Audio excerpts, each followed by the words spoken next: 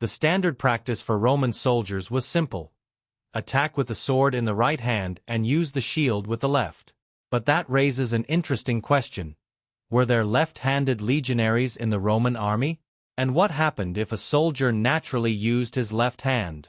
Would that have been an advantage or a disadvantage on the battlefield? To answer that, we first need to understand how a left-handed soldier would affect the organization of a Roman legion. A left-handed man would have had a significant impact on both the structure and the effectiveness of the unit, especially in tightly coordinated military formations. In a traditional Roman formation, each legionary had a precise role. The shield was held in the left hand to protect that side of the body, while the gladius was carried in the right hand, ready to strike.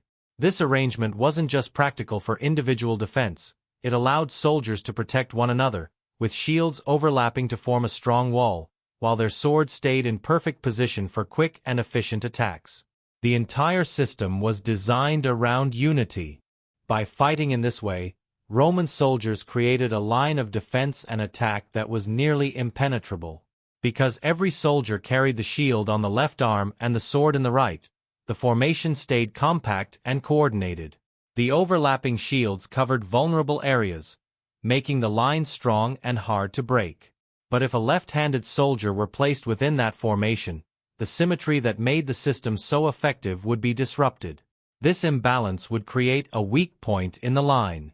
Instead of fitting neatly into the pattern, the left-hander's shield would sit on the wrong side, breaking the uniform overlap.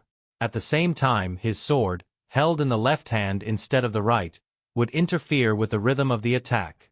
The result would be gaps in the defensive line, reducing the unit's offensive capacity and undermining the formation's strength. Since Roman strategy depended on every soldier being in exactly the right position to defend and attack, one left-handed fighter could compromise the effectiveness of the whole formation. Attack simultaneously. So clearly, a soldier who could only fight with his left hand would not have been accepted into a Roman legion. The Roman writer Vegetius even pointed out how small faults could undermine the effectiveness of the army. He wrote that each man had 3 feet of space, and that the distance between each rank should be 6 feet, 1 foot of which was occupied by the men themselves. In this passage, Vegetius explains the exact spacing required between soldiers to keep formations efficient.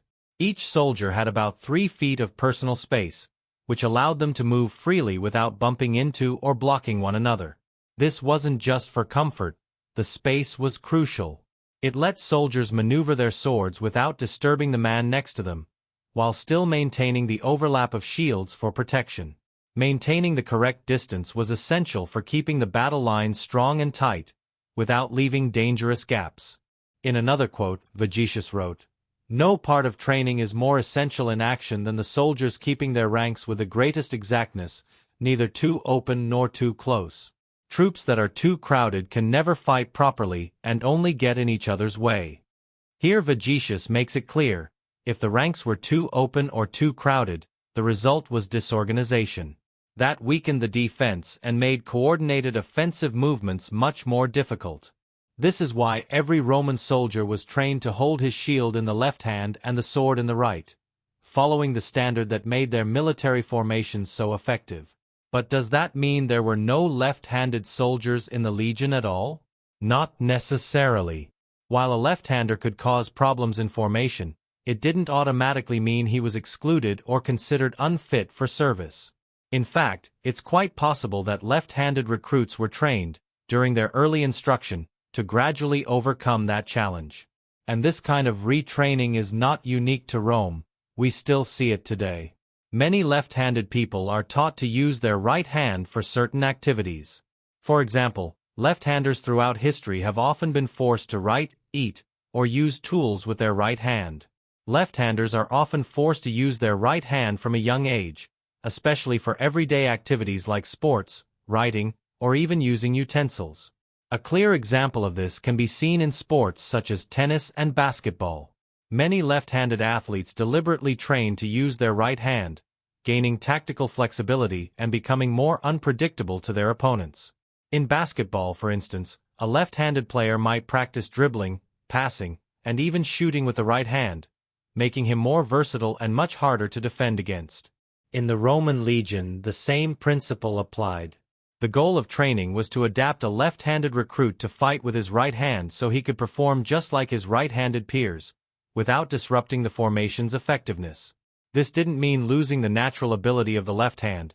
It meant gaining the skill to use both hands efficiently through constant practice and adaptation. A left-handed soldier would have to train within the formation, where coordination with his fellow soldiers was crucial.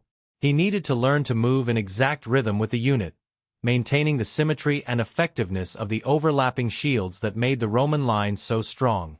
Even so, left-handedness could still provide a great advantage in individual combat.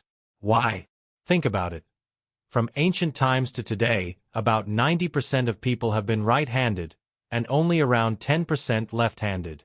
Because of this, left-handed warriors were used to fighting mostly against right-handers. That constant experience gave them a natural edge.